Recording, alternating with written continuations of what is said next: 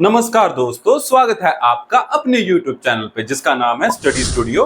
दोस्तों, आज हम एक नए कंसेप्ट की बात करेंगे जिसका नाम है सेल। सेल का मतलब जैसे कि आप जानते हो बेचना। आज हम जानेंगे कि सेल जब हम करते हैं तो उस समय कितनी तरह की एंट्रियां बन सकती हैं। पहली एंट्री तो आपको पता है कैश की एंट्री बन सकती है और दूसरी क्रेडिट की जाने उधार वाली।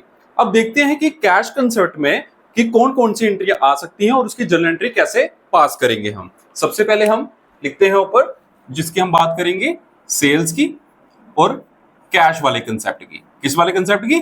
कैश वाले कंसेप्ट की। नंबर 1 हमारी एंट्री रहेगी कैश सेल्स ₹15,000। ठीक है,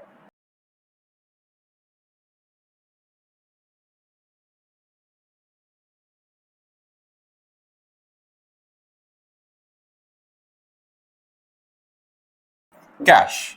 अब देखो, नंबर 1 जो एंट्री है उसमें भी लिखा है कैश में सेल हुई है। नंबर 2 में कुछ नहीं लिखा, सिर्फ लिखा है गुड सोल्ड फॉर ₹15,000। ना किसी का नाम लिखा है ना ये लिखा है कि आपने कैश में करी है। जब सिंपल दिया हो गुड सोल्ड फॉर ₹15,000 तो आपको क्या मान के चलना है कि ये भी ट्रांजेक्शन कैश में हो रही है। ठीक है। Number 3, good sold to Ramesh for ₹15,000 on cash. ये भी जो आपने ट्रांजेक्शन की है ये भी आपने कैश पे की है। तो एक चीज तो क्लियर हुई, नंबर 1 ट्रांजेक्शन में भी कैश है, नंबर 2 ट्रांजेक्शन भी हमारी कैश में हो रही है, नंबर 3 भी कैश में हो रही है, number 4 good sold for ₹15,000 on cash, और जो नंबर 4 वाली है ये भी कैश में हो रही है। अलग अलग तरह से लिखने का मेरा ये मतलब है कि आपको एग्जामिनर इस तरह से पूछ सकता है एंट्रीज, तो आपको कंफ्यूज नहीं होना। इनकी जो जर्नल एंट्री होगी वो किस तरह से होगी अब मैं आपको बताता हूं। ठीक है, देखो नंबर 1 जो हमारी एंट्री है यहाँ पे कैश में सेल हो रही है, तो आपको पता है जब हम सेल करते हैं तो हमारे पास क्या आएगा। अगर कैश में कर रहे हैं तो कैश आएगी, और हमसे गुड्स जाएंगे तो हम क्या लिखेंगे? टू सेल लिख देंगे। तो नंबर 1 हम क्या लिखेंगे? Cash account DR to sales account. ठीक है, अमाउंट कितनी आएगी? 15,000 एंड 15,000। CR में 15,000 और DR में 15,000। नंबर 2 अगर आप देखो तो लिखा हुआ है गुड्स सोल्ड फॉर ₹15,000। अब लिखा है कि गुड्स आपने 15,000 में बेचे हैं। ठीक है, लेकिन यहां पे मैंने जैसे बताया लिखा नहीं है कि कैश में बेचे हैं। ठीक है, और लिखा भी नहीं है कि क्रेडिट में बेचे हैं। तो लेकिन हमें क्या मान के चलना है, ये एंट्री हम कैश में कर रहे हैं। तो कैश में कर रहे हैं तो हमारे पास क्या आ रही होगी? कैश आ रही होगी। अब देखो जैसे पहली वाली एंट्री में क्या आ रही थी? कैश आ रही थी, तो हमने कैश अकाउंट DR लिख दिया, और हमसे गुड्स आ रहे थे हमने लिख दिया टू सेल्स। सेम ये वाली भी एंट्री जो रहेगी ये भी सेम इसी की तरह ही आएगी, cash account DR to sales account. ठीक है, मुझे उम्मीद है आपको ये बात क्लियर होगी। नंबर 3 लिखा हुआ है goods sold to Ramesh ₹15,000 on cash. अब देखो रमेश का नाम तो उन्होंने दिया है, लेकिन आप एक चीज पे गौर करो कि आपने जो गुड्स बेचे हैं बेटा वो बेचे हैं कैश पर। अब जब गुड्स आपने कैश पे बेचे हैं तो हमें रमेश के नाम से क्या लेना देना, क्योंकि हमारी ट्रांजैक्शन है वो कैश पे हो चुकी है। अब जब हमने उसको गुड्स बेचे कैश पे तो हमारे पास क्या आई बेटा? कैश आई, तो कैश अकाउंट DR। तो हमसे क्या गए? गुड्स। तो गुड्स जब जाते हैं तो उसके बदले हम क्या लिखते हैं? सेल्स। तो टू सेल्स अकाउंट। तो जाने की जो नंबर 3 वाली एंट्री है वो भी यही आएगी। लिखने का तरीका अलग था लेकिन जर्नल एंट्री जब पास करनी पड़ी तो एक ही तरीका रहा। नंबर 4 लिखा हुआ है good sold for ₹15,000 on cash. अब ये वाली ट्रांजैक्शन और ये वाली ट्रांजैक्शन में थोड़ा ही फर्क है, यहाँ ऑन कैश नहीं लिखा था, यहाँ पे लिखा है। तो हम क्या देख रहे हैं कि इस वाली ट्रांजैक्शन में डायरेक्टली उन्होंने दे दिया है कैश। तो इसका मतलब जब हमने गुड्स बेचे होंगे तो हमारे पास क्या आई? कैश। तो कैश अकाउंट हमने DR करना है, और हमसे क्या जा रहे हैं? गुड्स। तो हमने लिख दिया टू सेल्स अकाउंट।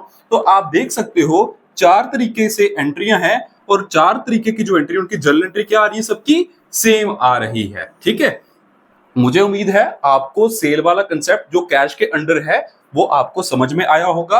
अगर आपको कोई डाउट हो तो आप मुझे कमेंट में बताना। अब हम बात करेंगे सेल का जो कंसेप्ट है नेक्स्ट वाला, क्रेडिट वाला, उसकी हम बात करेंगे। ठीक है, की बात करेंगे अब हम। ठीक है, क्रेडिट में सबसे पहले जो हमारी एंट्री आएगी गुड्स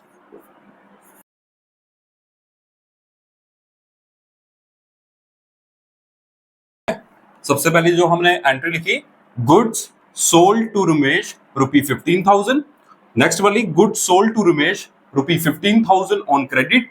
थर्ड वाली goods sold for ₹15,000 on credit.